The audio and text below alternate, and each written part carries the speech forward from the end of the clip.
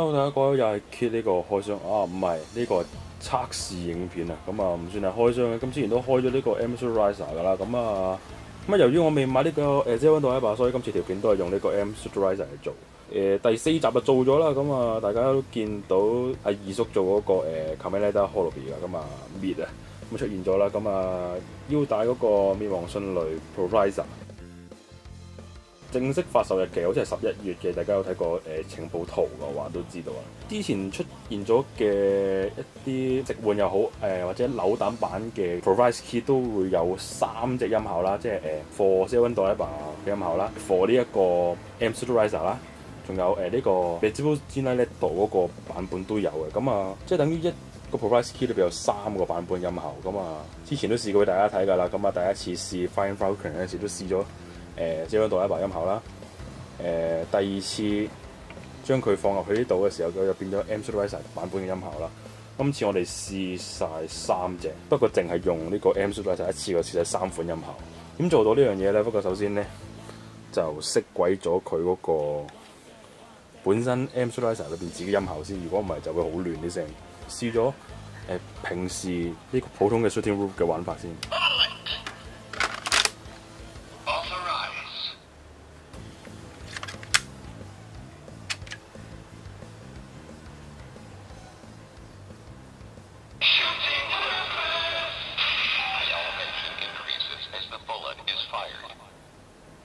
咁用翻原本個玩法咧，再撳多下就必殺技噶嘛。呢個我哋可以用呢個玩呢個 Zero One Diver 嘅玩法。咁大家都記得 Zero One Diver 係先 provide 然後再插卡㗎啦。咁我哋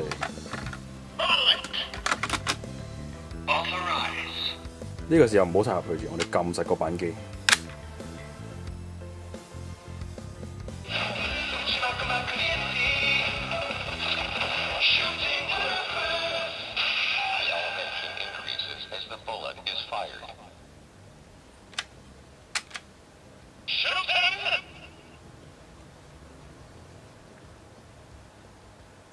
頭先佢漏咗空位嗰個位就係平時 Zero One Diver講 impact， 即係Giga Impact 啊嗰啲 Bit Impact 嗰啲聲嗰個位嚟嘅，咁啊所以漏咗好大個空位。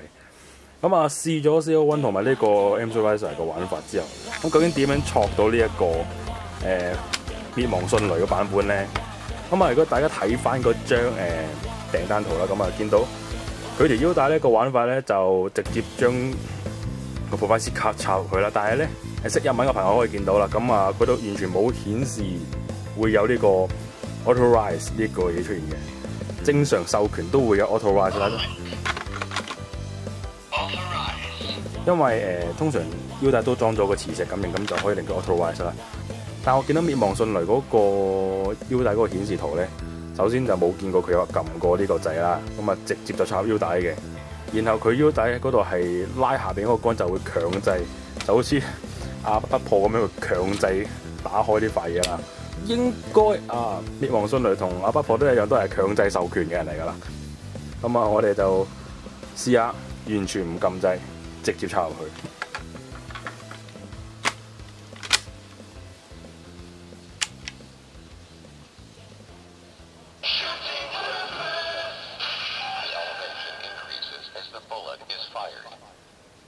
咁有咩唔同咗咧？佢係直接2秒之後就即刻播咗個音效出嚟，兼且係Amstrad Riser 個音效。但係 Amstrad Riser 你插入去撳扳機，佢播呢音效，因為要等5秒，因為佢前面仲要播佢嗰個本身腰帶嗰個音效嘅。咁啊撳呢度啦，冇反應啦，證明咗佢唔係 Amstrad Riser 㗎啦。再撳多次呢個位。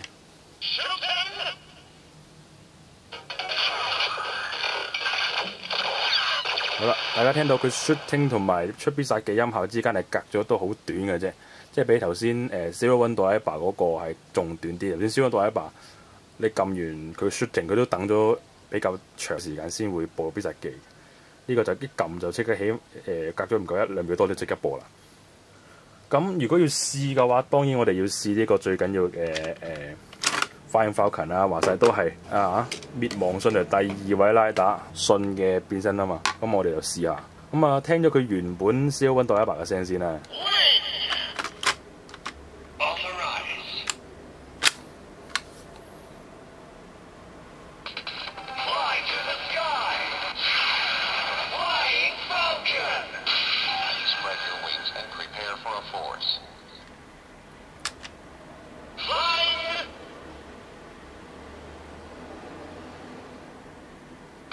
大約4秒，等咗4秒必殺技。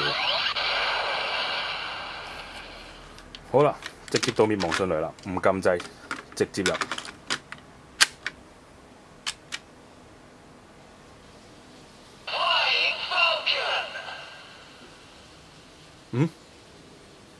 佢冇後邊嗰堆英文喎。